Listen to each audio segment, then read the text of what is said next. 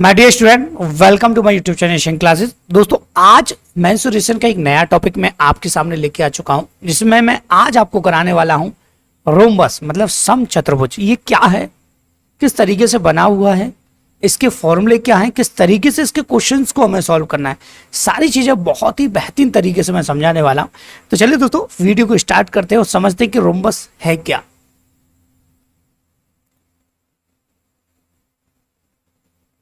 देखिए, हम बात कर रहे हैं रोम्बस, ठीक है। रोम्बस मतलब समचतुर्भुज, समचतुर्भुज।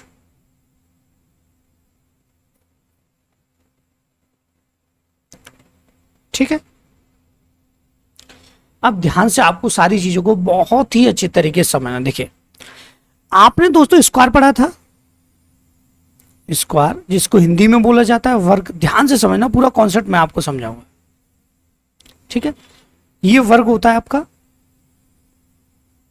ये इसमें क्या होता है, ऑल साइड आर इक्वल होती हैं, ऑल साइड आर इक्वल होती है। इसका पेरीमीटर भी इस वजह से क्या होता है, 4 इंटू ए मतलब साइड। इसको ए ले लीजिए या फिर मैं यहाँ पे साइड ही लिख देता हूं, 4 इंटू साइड। होता है कि नहीं होता, आप कहेंगे सर ठीक है होता है, स्क्वायर का ही फॉर्मूला होता है ये। देखिए, इसके अगर एरिया की हम बात करते हैं तो हमको पता है साइड का स्क्वायर इसका एरिया होता है, ठीक है।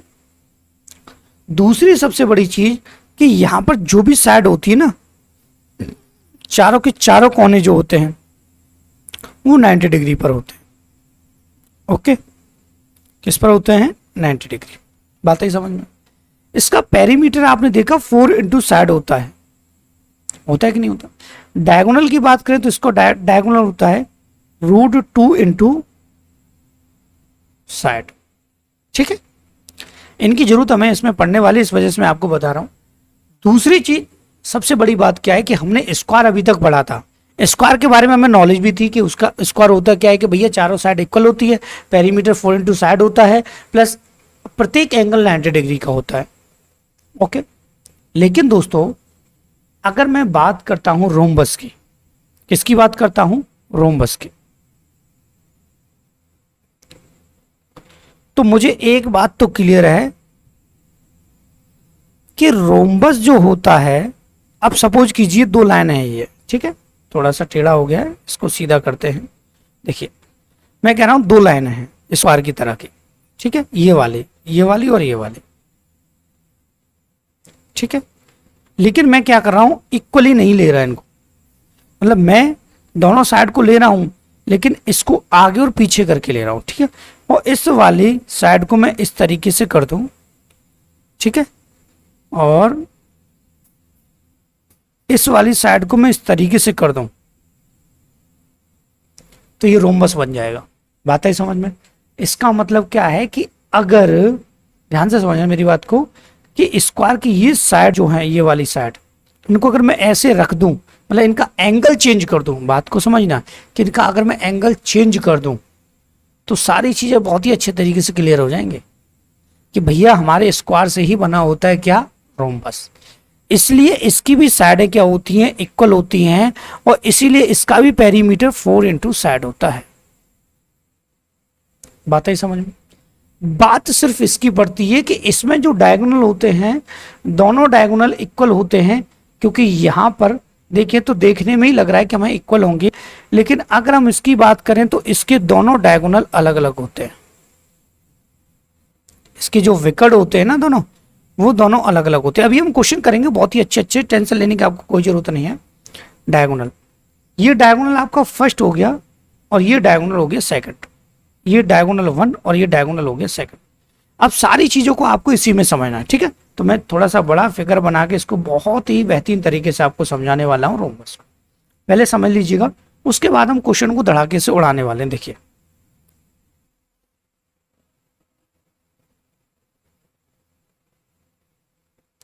थोड़ा टेढ़ा बने कोई दिक्कत नहीं है, लेकिन आपको रोम्बस प्रॉपर तरीके से मैं समझा दूंगा है क्या वास्तव। देखिए, मैंने कहा ये ए साइड, ये बी और ये सी और ये डी, ठीक है। Both all side are equal, ये मैंने आपको बता दिया है। और इसमें ए बी और सी डी पैरेलल होते हैं, A B parallel C D होता है, ठीक है, और A D parallel B C होता है, मतलब समांतर, ठीक है, इसको बोला जाता है समांतर, ठीक है, बात आई समझ में। दूसरा मैंने आपको जस्ट अभी समझाया कि इसके डायगोनल दोनों जो होते हैं वो अलग अलग होते हैं, ये वाला डायगोनल अलग होता है और ये वाला डायगोनल अलग होता है, ठीक है, और दोनों की लेंथ में बहुत फर्क होता है, एक छोटा एक बड़ा, ठीक है, ये डायगोनल D1 और ये डायगोनल D2, ठीक है, बात आई समझ में।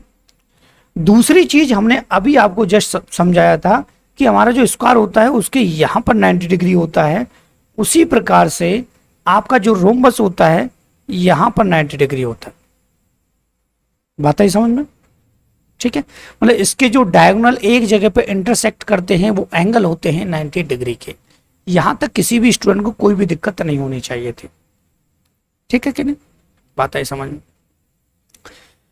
इसमें क्या होता है, ये वाली साइड इसके इक्वल होती है और ये वाली साइड इसके इक्वल, एंगल, साइड नहीं एंगल, ठीक है, एंगल इसके इक्वल होता है, बात आई समझ में। इसका पेरीमीटर अभी आपको हमने बता दिया 4 इंटू साइड होता है, ठीक है, और अगर इसके एरिया की बात करें तो एरिया होता है my dear student D1 into D2, diagonal first into diagonal second into 1/2। तो हम इसको सीधा करके ऐसे लिख देते हैं कि 1/2 D1 इंटू D2, ओके, ठीक है, यहां तक कोई भी किसी स्टूडेंट को दिक्कत नहीं होनी चाहिए थी, बात आई कि नहीं समझ में। आप कहेंगे सर आगे बिल्कुल प्रॉपर तरीके से माइंड में फिट हो गए, ठीक है। अब सीधे चलेंगे क्वेश्चन की तरफ, एक एक करके सारे क्वेश्चन को हम बहुत ही बेहतरीन तरीके से करने वाले हैं, बहुत ही सिंपलेस्ट फॉर्म में मैं आपको समझाने वाला हूं, एक से एक मस्त क्वेश्चन मैं आपके सामने यहाँ पे लेके आया हूं आज इस क्लास में, ठीक है। बाकी इसको प्रूफ करने की हमें कोई जरूरत नहीं, क्योंकि हमें क्वेश्चन को सॉल्व करना है। कंस्ट्रक्शन कैसे होगा उसकी कोई जरूरत नहीं है, कंपटीशन की मैं आपको तैयारी कर रहा हूं तो कंस्ट्रक्शन की तो बिल्कुल जरूरत नहीं है, ठीक है। देखिए पहले क्वेश्चन के साथ शुरुआत करते हैं। The length of diagonal of rhombus 16 centimetre 12 centimetre, what is the area. कि सम चतुर्भुज के विकर्णों की लंबाई 16 सेंटीमीटर और 12 सेंटीमीटर है, तो इसका क्षेत्रफल बताइए।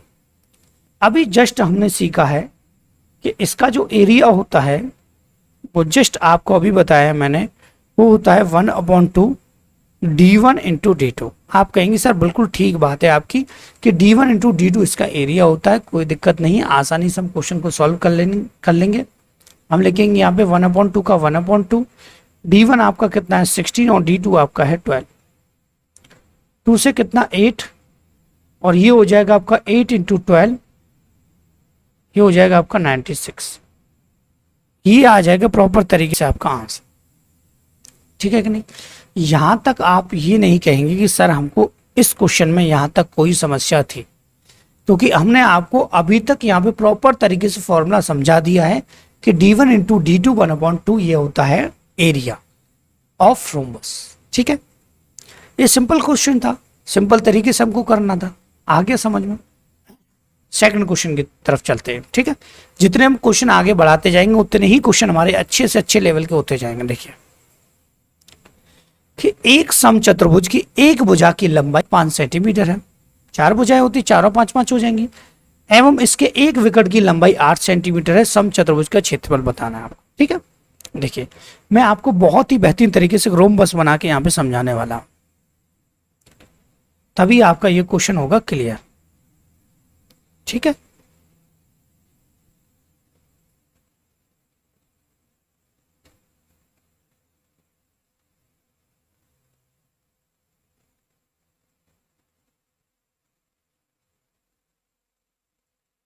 ओके ये रोम्बस हो गया, ठीक है।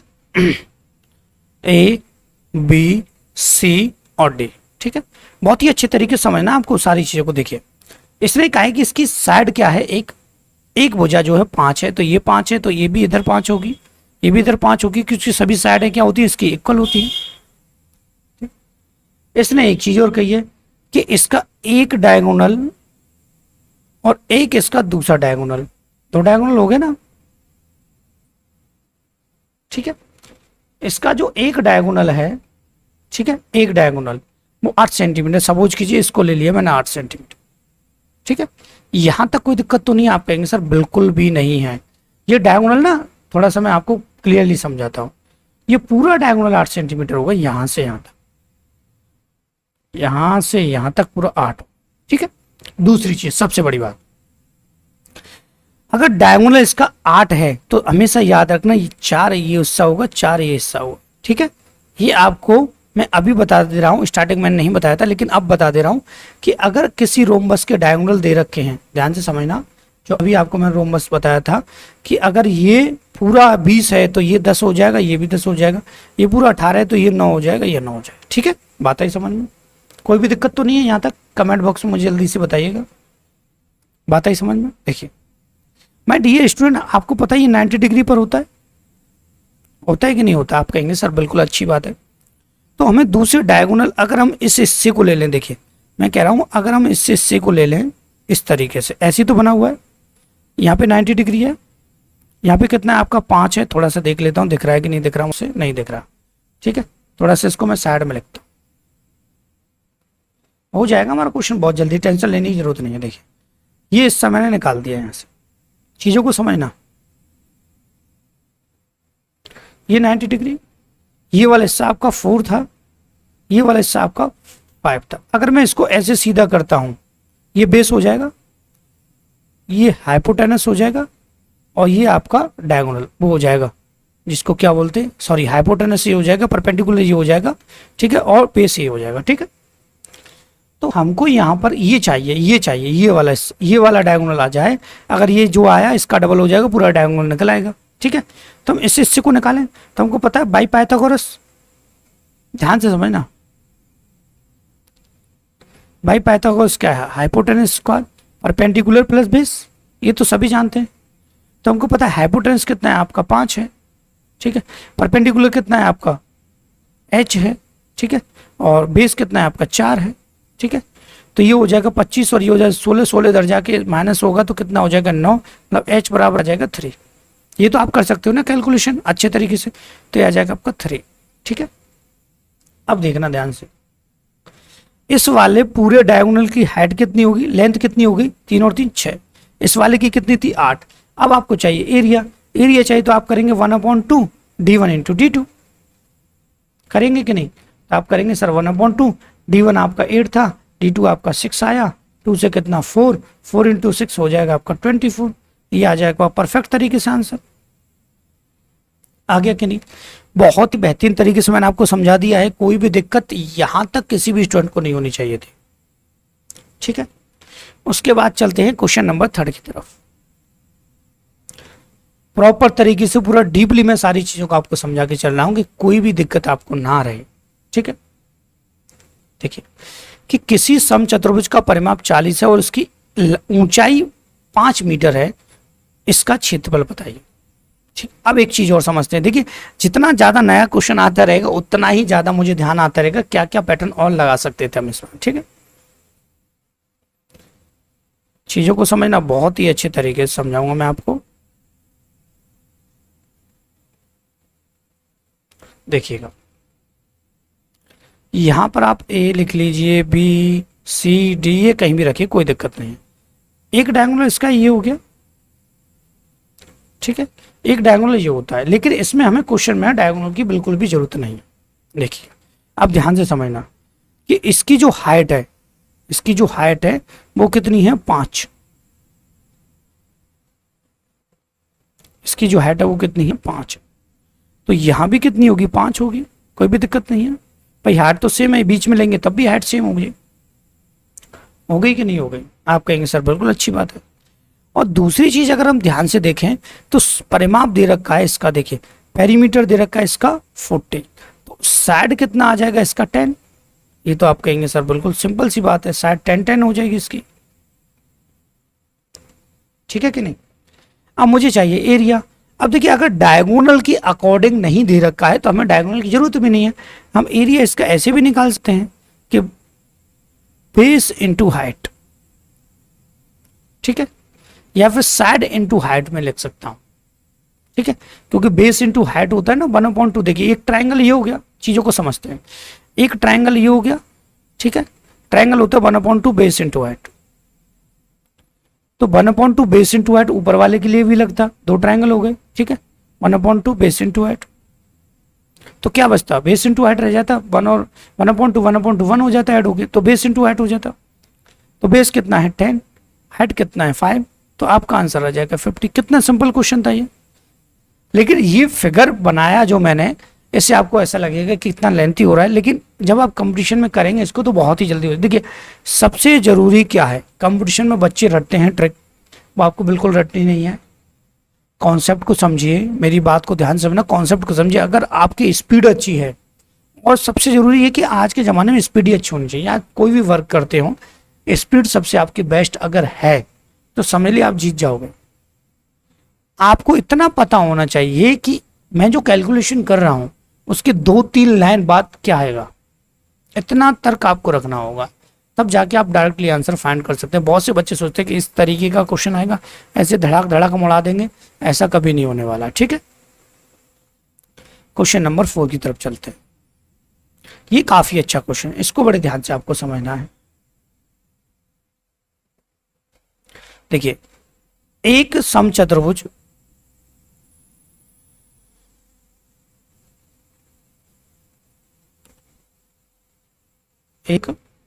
समचतुर्भुज का परिमाप 40 है, एक कोण की माप 60 डिग्री है, तो उसका क्षेत्रफल क्या होगा, ठीक है। उसका क्षेत्रफल क्या होगा, देखिए अब ध्यान से मेरी बात को समझना माय डियर स्टूडेंट।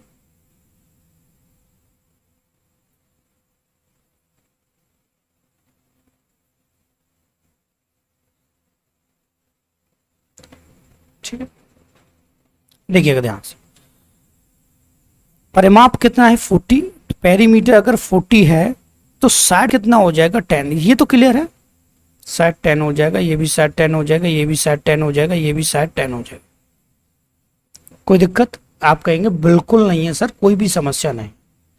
अगर इसका एक एंगल 60 डिग्री, सपोज कीजिए ये वाला 60 डिग्री है, ठीक है, तो ये भी सामने वाला 60 डिग्री होगा, ठीक है। अब ध्यान से समझना, देखिए मैं क्या समझाना चाह रहा हूं आपको, तो मैं क्यों ना यहाँ पे डायगोनल डाल दूं, कोई दिक्कत तो नहीं है भाई, सिंपल सी बात है। 60 ये तो 60 ये है, ठीक है, और ये इक्वल हैं दोनों। अब हमको देखना ये इक्वल है कि नहीं है, ये वाला इक्वल है कि नहीं है, ठीक है, बातें समझ, ये दोनों इक्वल है कि नहीं है। अब देखिए कैसे पता करें, ध्यान से मेरी बात को समझना कि माय डियर स्टूडेंट, आपको पता है कि सभी जो एंगल होते हैं, देखिए ये हो गया आपका ए, ये हो गया बी, ये हो गया सी और ये हो गया डी। प्रॉपर तरीके से समझाऊं, देखिए यहाँ पर एंगल ए एंगल सी के इक्वल है और दोनों ही 60 डिग्री हैं, और एंगल बी एंगल डी के इक्वल होगा, इक्वल है ये, ठीक है। ये पता नहीं कितना है, तो ये दोनों अगर इक्वल हैं तो माय डियर मुझे बताइए कि टोटल 360 होता है, टोटल कितना होता है 360, टोटल होता है 360। 360 में से अगर मैं 60 और 60 मतलब 120 माइनस कर देता हूं तो कितना आएगा 240, और 2 का डिवाइड दे दूं क्योंकि दोनों ही इक्वल हैं तो 120 आ जाएगा। आप कहेंगे सर बिल्कुल ठीक है, तो ये आपका 120 हो गया और ये भी आपका 120 हो गया, ये भी 120 हो गया भाई, और ये भी 120 हो गया, ये 120 है दोनों इक्वल, तो ये समझ लीजिए ये 60 हो गया और ये भी 60 हो गया, ये 60 हो गया, ये 60 हो गया, तो ये भी 60 हो जाएगा इधर वाला, और ये भी 60 हो जाएगा, 60 हो गए। मतलब यहां से देखें तो एक इक्विलेटरल ट्रायंगल बन जाएगा, ये ए अगर 60 60 60 है सभी। देखिए अगर आप जानते हो कि अगर कोई ट्रायंगल है और इसके सभी एंगल इक्वल हैं, और चाहे वो कितने की भी हों, ज़्यादातर 60 के ही बनते हैं, इक्वल क्या 60 60 के हैं, तो वो इक्विलेटरल ट्रायंगल हो जाएगा। और इक्विलेटरल ट्रायंगल जो होता है उसका जो एरिया होता है वो होता है √3/4 इंटू साइड के स्क्वायर। बात है समझ में। लेकिन यहां पर थोड़ी सी अगर हम देखें तो √3/4 तो ऐसे ही रहेगा, साइड आपका 10 है, 10 हो जाएगा 10 का स्क्वायर, इंटू क्यों कर रहे हैं, क्योंकि एक ट्रायंगल ये एक ट्रायंगल है, दो का एरिया चाहिए तो दो का मल्टीप्लाई यहीं पे कर दें, कोई दिक्कत नहीं है। 2 से कितना, ये 2 बार क्रॉस होगा 2 टाइम, और √3 इंटू ये हो जाएगा आपका 100 अपॉन कितना हो जाएगा माय डियर स्टूडेंट 2, 2 से हो जाएगा 50, तो ये हो जाएगा आपका 50 √3। परफेक्ट तरीके से आपका आंसर आ चुका है। ऑप्शन नंबर बी आपका बिल्कुल ठीक हो जाएगा।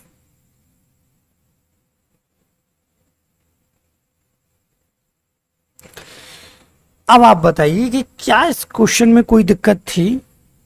नहीं थी, लेकिन चीजों को बहुत ही अच्छे तरीके से समझना था, क्योंकि अभी तक हमने नहीं देखा कि भैया डिग्री में भी क्वेश्चन आपसे पूछा गया और ये एसएससी सीएचएसएल में पूछा गया क्वेश्चन। मैं लिखा नहीं है कि कौन सा क्वेश्चन कहाँ का है, लेकिन मैंने उठाया वहीं से ये क्वेश्चन। ठीक है, उसके बाद आज का ये जो है वो क्वेश्चन लास्ट है। बहुत ही बेहतरीन तरीके से हमको इसको करना होगा, सिंपल तरीके से इसको उड़ाना होगा। ठीक है, तो यहां से आप इसका स्क्रीनशॉट ले लीजिए, क्योंकि जगह इतनी नहीं है इस क्वेश्चन कराने के लिए, तो मैं इस वाले हिस्से को यहां से हटा देता हूं, ये वाला हिस्सा। ठीक है, और इसको पहुंचा देता हूं मैं ऊपर की साइड में। ठीक है,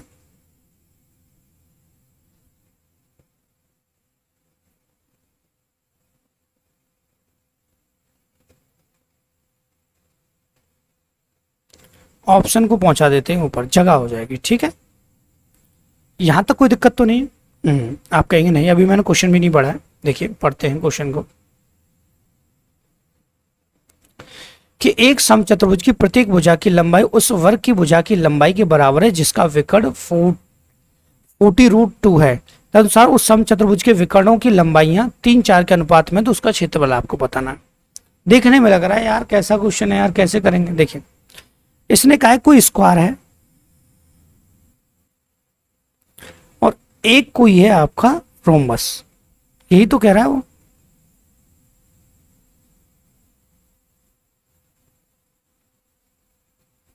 ठीक है कि नहीं? और तो नहीं कहा। उसने कहा इसकी साइड और इसकी साइड इक्वल है। बात है समझ में? ये सभी साइड क्या है? इक्वल है। ठीक है, इसका जो डायगोनल है वो 40√2 है, मतलब स्क्वायर का जो डायगोनल है वो 40√2 है। और मैंने स्टार्टिंग में ही आपको स्क्वायर का डायगोनल का फॉर्मूला बता दिया था, वो √2 इंटू साइड था, इक्वल 40√2। तो क्या मैं √2 से √2 क्रॉस करके ये नहीं कह सकता कि साइड इसकी 40 हो गई? तो 40 अगर साइड हो जाएगी तो सारी साइड्स 40 होंगी स्क्वायर की और रोम्बस की, क्योंकि इसने क्लियर कहा है कि प्रत्येक भुजा की लंबाई उस वर्ग की भुजा के बराबर है। मतलब इसकी जो साइड की लेंथ है वो भी साइड की लेंथ इसकी भी है 40-40। ठीक है कि नहीं? अब मुझे बताइए कोई दिक्कत है? नहीं है। आप कहेंगे सर बिल्कुल नहीं। अब हम डायगोनल पे वर्क करें। एक डायगोनल ये रहा और एक डायगोनल माय डियर स्टूडेंट ये रहा। ठीक है, ये बड़ा वाला आप इसको ले लीजिए 4x, x मान लीजिए, क्योंकि ये 4x लिख लीजिए, इसको लिख लीजिए 3x। ठीक है, अब हमारे पास ये 90, देखिए मैंने आपको जस्ट अभी ऐसा ही क्वेश्चन एक कराया था कि ये 90 डिग्री हो गया, तो मैं क्यों ना इस हिस्से को निकाल दूं, ये ऐसे बच्चों की तरह, इसको ऐसे, ये 90 डिग्री हो गया। ये 4x था डायगोनल, तो यहाँ पे आधा कितना रह जाएगा? 2x। ये 3x था तो ये हो जाएगा 3x/2, आधा हो जाएगा।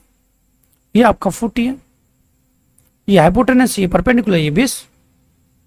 लगा देंगे फॉर्मूला भैया, लगाएंगे भाई पाइथागोरस।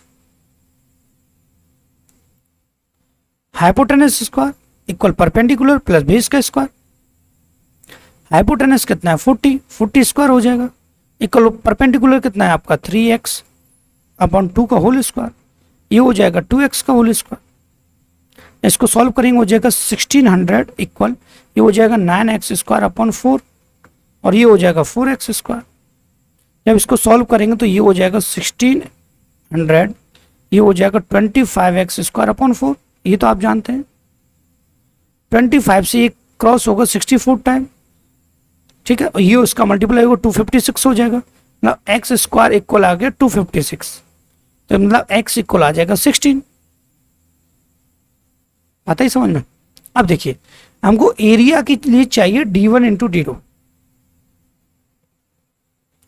ठीक, कैसे निकालेंगे भैया? d1 कितना है? देखिए 4x था, x की वैल्यू कितनी आ गई? 16 चौक, देखिए d1 हो जाएगा आपका 64 और d2 हो जाएगा आपका, माय डियर ये 1/2 रह गया अभी इसमें। ठीक है, और D2 हो जाएगा आपका 48। ठीक है, बात आई समझ में? आप कर देंगे भैया, 1/2 आगे ले लीजिए, कोई दिक्कत नहीं है। 64 इंटू 48, ये 32 हो जाएगा। ठीक है, तो ये हो जाएगा आपका 32 इंटू 48, तो ये हो जाएगा माय डियर स्टूडेंट आपका 1536। ठीक है, मल्टीप्लाई करने के बाद ये आ जाएगा आपका आंसर। ठीक है कि नहीं?